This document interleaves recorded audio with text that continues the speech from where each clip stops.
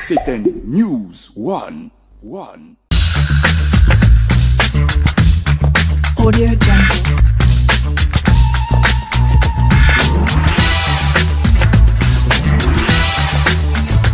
Audio Jungle.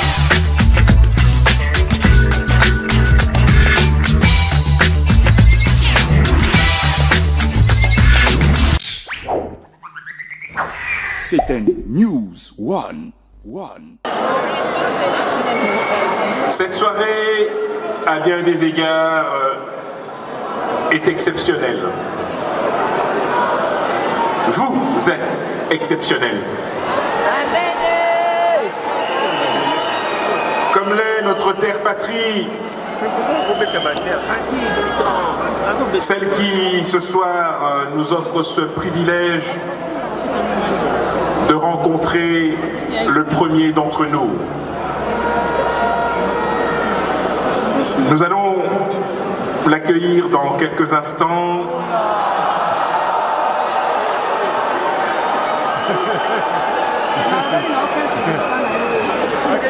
Imagination constipée. Alors, que les choses soient claires. Elle n'est plus fertile. Hein. Il est là.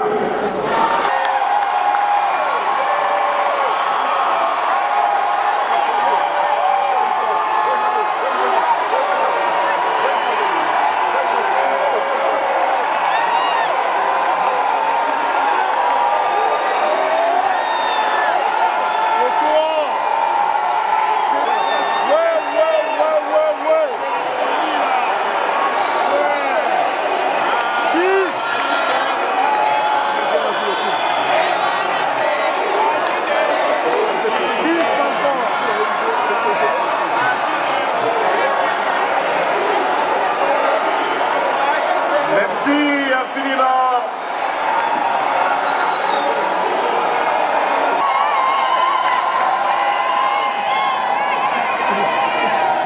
Permettez que je puisse être le premier, en votre nom également, à le remercier pour l'honneur qu'il nous fait de nous recevoir et de nous accorder sa profonde attention.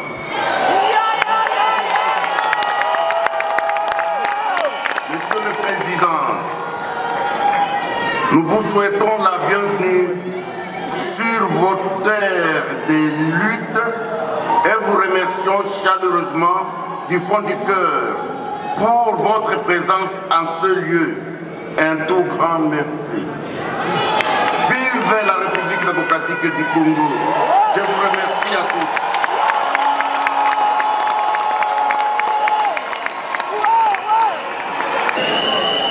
Je tiens à vous remercier chaleureusement.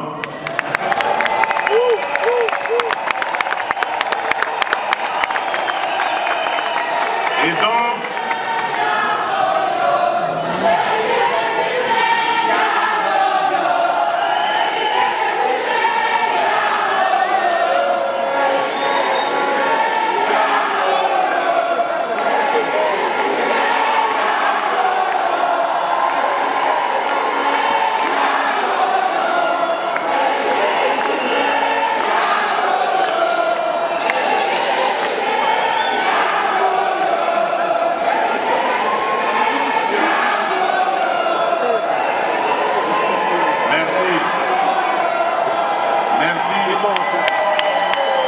merci beaucoup. Je disais donc que comme je l'avais dit le soir de la confirmation de mon élection, après le combat pour la conquête du pouvoir, un autre combat commence. Et j'ai rajouté que j'étais le président de tous les Congolais.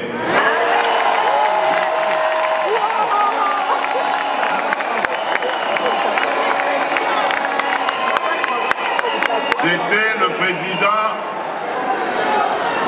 des Congolais qui m'ont élu et également de ceux qui ne m'ont pas, qui n'ont pas voté pour moi. Et donc, à partir de ce moment-là, j'ai lancé un appel à l'unité des Congolais. Parce qu'un autre combat commence, comme je l'ai dit, le combat pour la reconstruction de notre pays. Et croyez-moi, chers compatriotes, peu importe le temps que vous prendrez pour rentrer au pays, sachez toutes et tous, là où vous êtes et dans ce que vous faites, il y aura toujours une place pour chacun d'entre vous chez nous.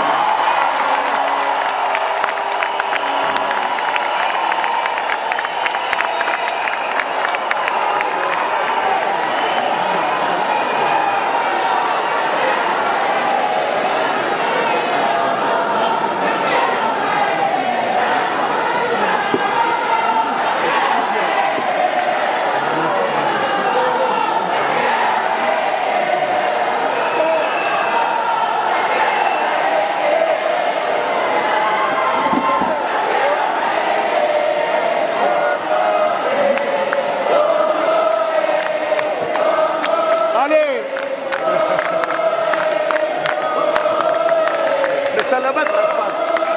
C'est là-bas que ça se passe. Là-bas, là-bas. Approchez-vous de caméra. Merci. Merci infiniment. Merci.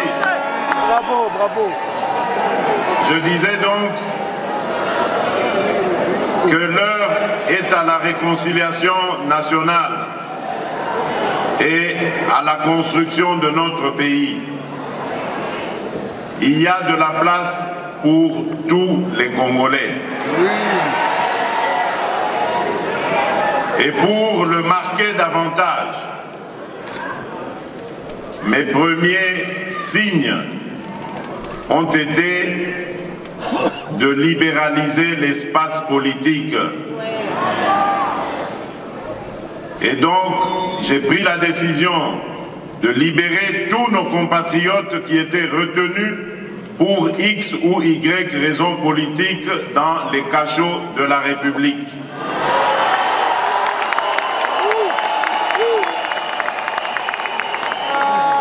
Pour ceux qui étaient en exil, empêchés de retourner dans leur pays, tout le monde est désormais libre de retourner dans son pays.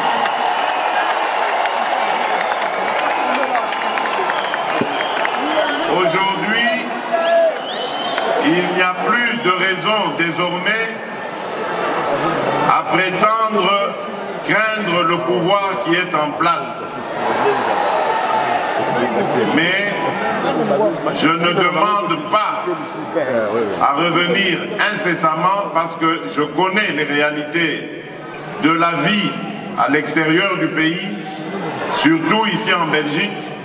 Je connais les engagements professionnels, ce que cela signifie, et je sais que la réinsertion sociale, lorsque surtout on est à la tête d'une famille nombreuse, n'est pas assez facile.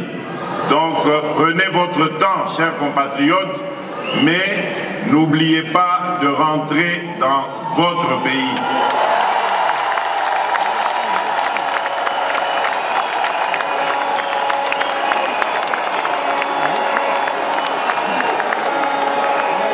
Le Congo a besoin de vous. Nous avons plusieurs chantiers en construction. Le premier chantier, c'est celui, bien entendu, de la paix et la sécurité.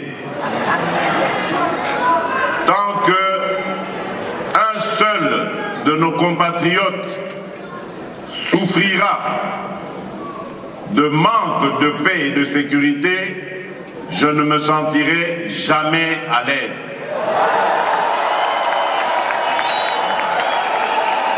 Nous sommes en train de tout mettre en œuvre. Aujourd'hui, notre armée est déployée en Ituri et dans le nord Kivu principalement, dans le but d'éradiquer complètement toutes ces poches de violence, une violence d'ailleurs inhumaine et gratuite qui est administrée injustement sur nos compatriotes vivant dans ces contrées. Je n'abandonnerai pas ce combat tant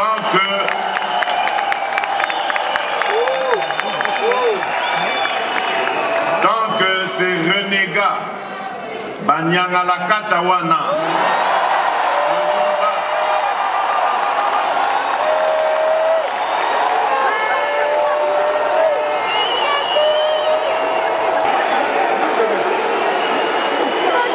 je disais donc, tant que Banyangala Katawana va faire du tort,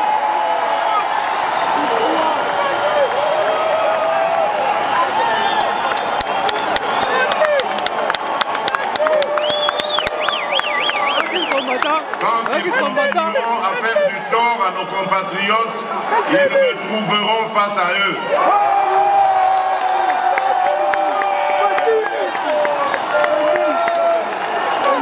Mon objectif, c'est la paix et je prends le serment ici de ramener la paix totale dans notre pays.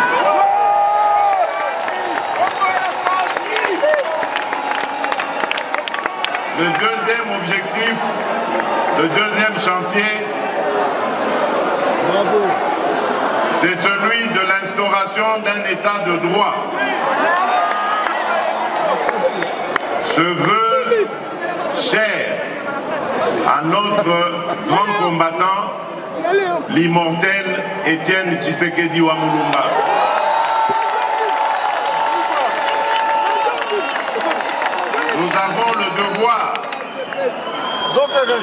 Nous avons le devoir de continuer ce combat jusqu'à l'instauration d'un état de droit dans notre pays. Et cet état de droit doit être soutenu par une justice plus juste. Une justice au-dessus de tout soupçon.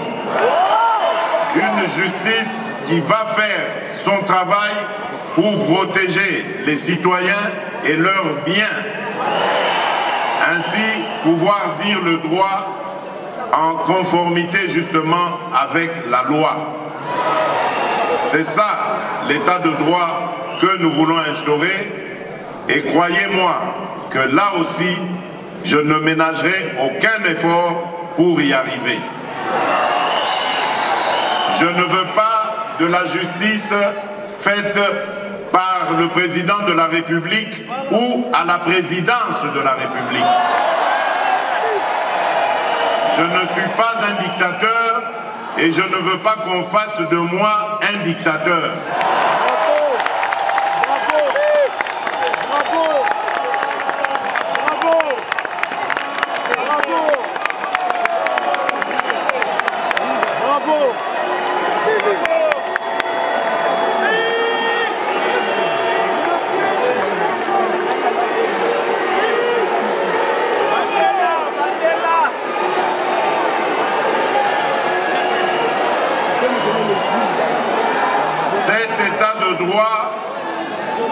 Nous permettra de déployer en toute confiance notre programme et ça, ce sera le troisième chantier qui s'attaquera aux luttes, à la lutte contre les anti-valeurs.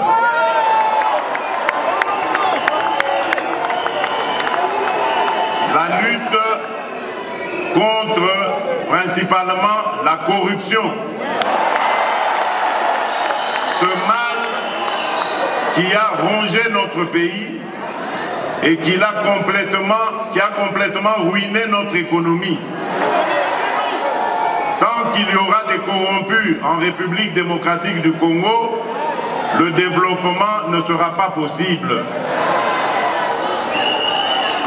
Les Congolais doivent comprendre que nous devons rejeter ces pratiques et nous consacrer réellement à la bonne gouvernance en usant comme il se doit de nos potentialités et ainsi pouvoir accroître notre richesse et par là mieux la redistribuer afin de réussir la lutte que nous avons engagée contre la pauvreté.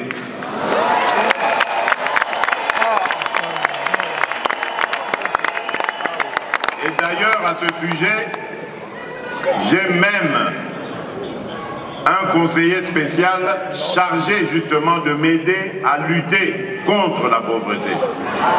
Dans les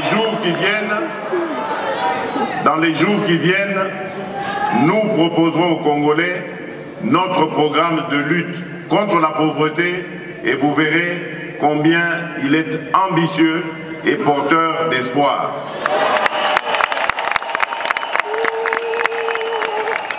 L'autre chantier qui est déjà aussi en cours, c'est celui de l'éducation.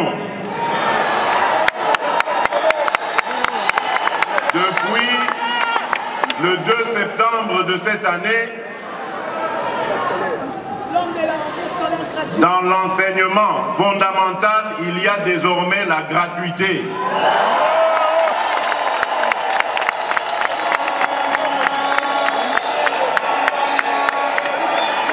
Donc, moi, na Congo, à Kozala Lisusu, il est traité.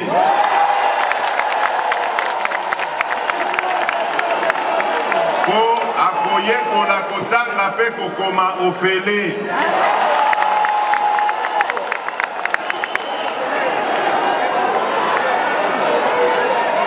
Nous poursuivrons ces efforts, palier par palier, pour que demain, ce soit les études du secondaire et plus tard, les études universitaires.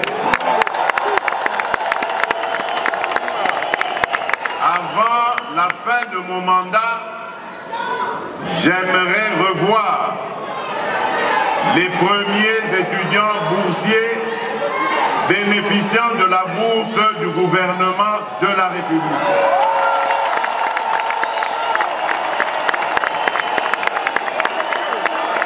Oui, cela est possible et nous l'avons démontré avec le peu d'argent que nous avons trouvé dans les caisses du Trésor public. Nous avons engagé un certain nombre d'actions que nous avons appelées le programme des 100 premiers jours d'urgence du président de la République. Avec ça, nous avons réussi beaucoup de choses, mais je sais qu'il y en a encore beaucoup d'autres à réaliser. Mais nous avons remis en état plusieurs routes, nous en avons construit d'autres, nous avons construit des ponts, nous avons désengorgé des territoires entiers, nous avons restauré des écoles, nous avons construit des écoles, nous avons restauré des hôpitaux, nous avons construit des hôpitaux, bref, nous avons fait beaucoup de choses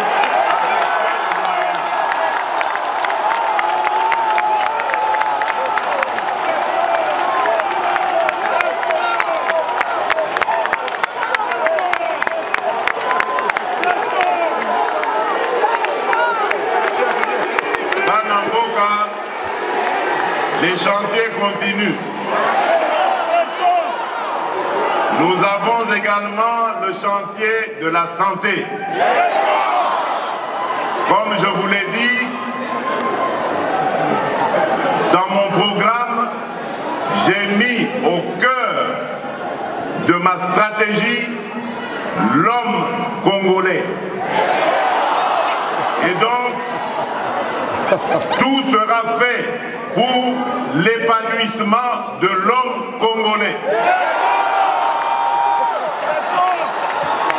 Son éducation, sa santé, son emploi, son bien-être. Tout sera fait pour l'épanouissement du Congolais.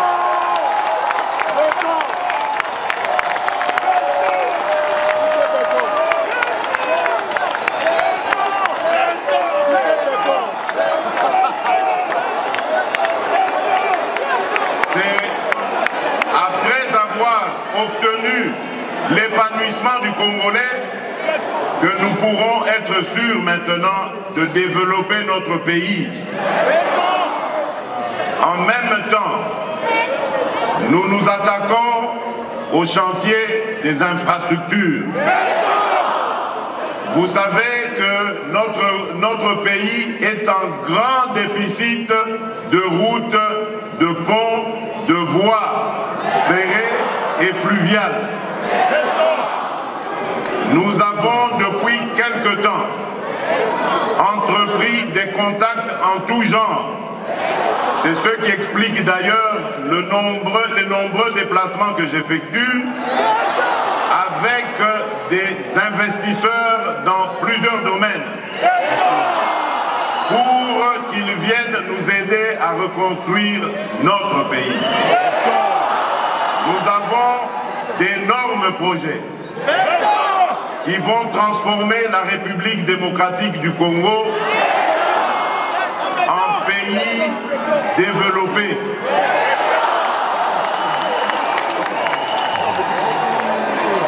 L'autre chantier, comme vous le savez, c'est celui de l'énergie, l'eau et l'électricité. Aujourd'hui, chers compatriotes, il y a moins de 10% de notre population qui a accès à l'eau et à l'électricité. Nous avons, depuis que nous sommes là, financé, grâce au peu que nous avons trouvé dans les caisses du Trésor, des projets de construction de puits pour l'adduction d'eau potable. Nous avons également investi dans les chantiers de réhabilitation des cabines électriques, des câbles électriques, et nous allons petit à petit, avec les investisseurs qui vont arriver, construire des micro-barrages qui vont nous permettre de développer les coins les plus reculés de la République.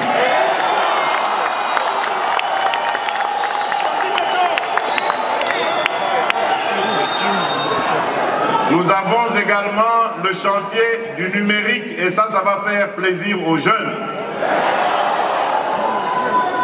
Le numérique est une nouvelle technologie qui est bien maîtrisée par nos jeunes.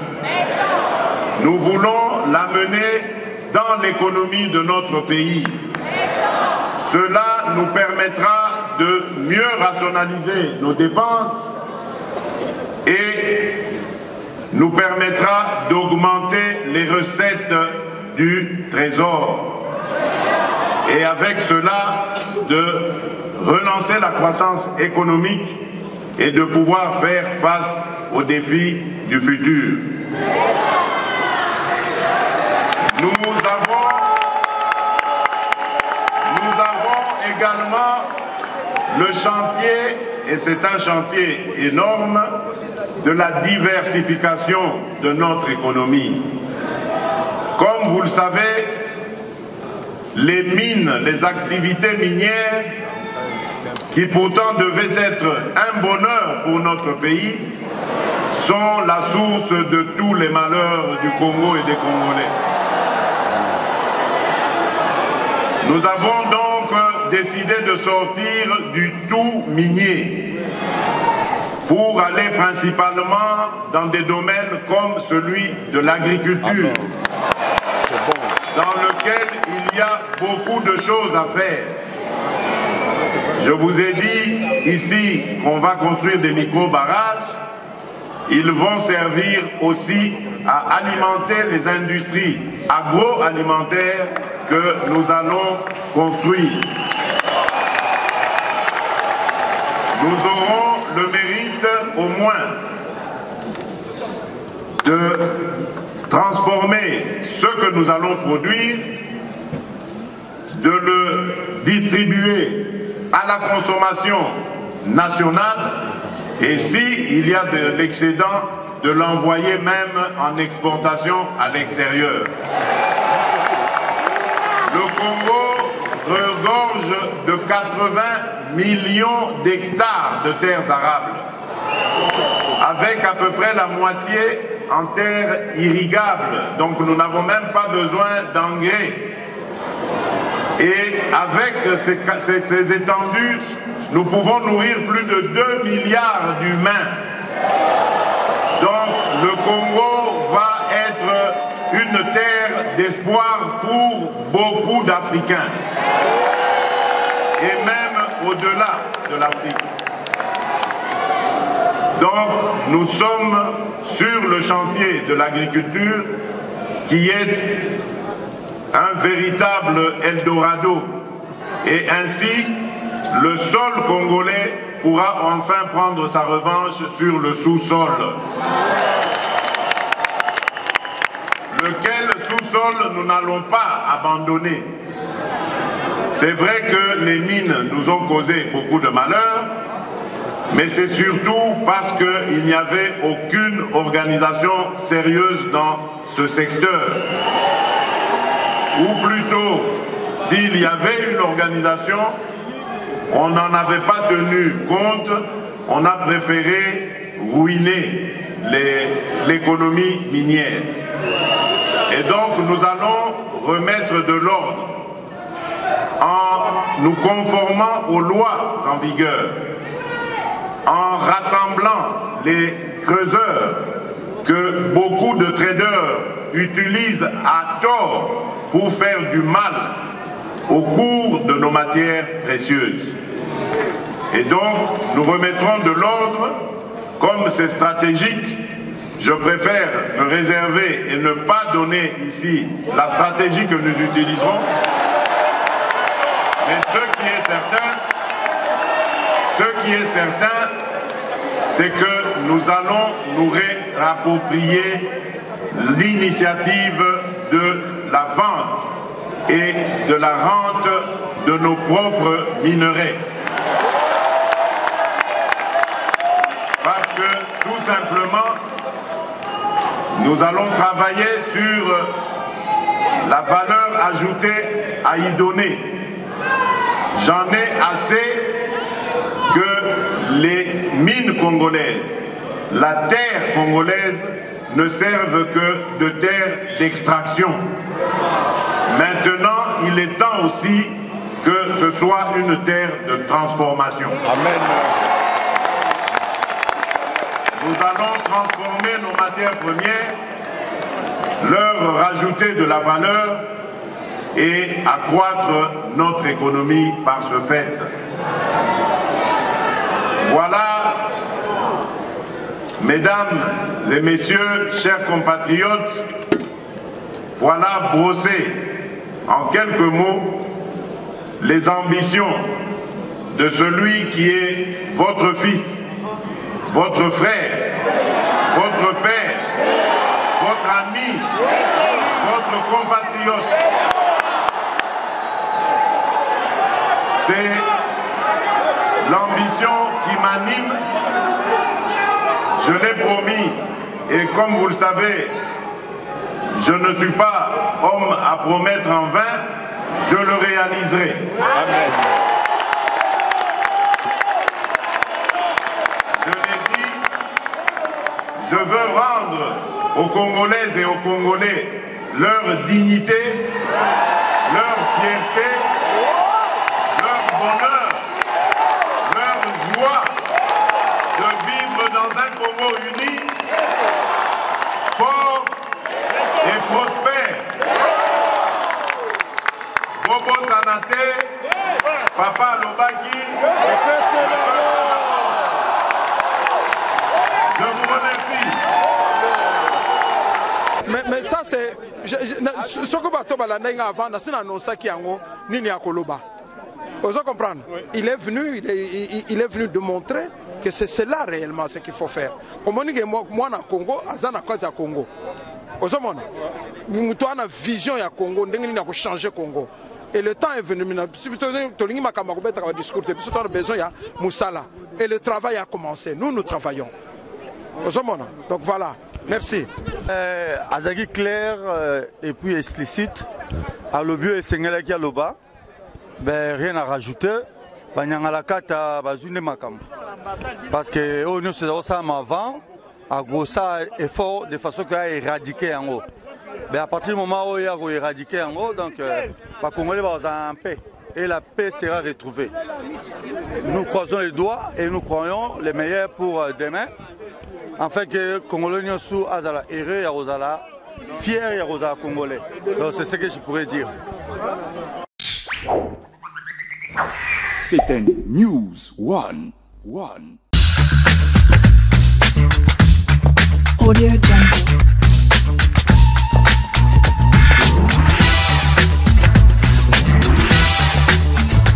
Audio Jungle.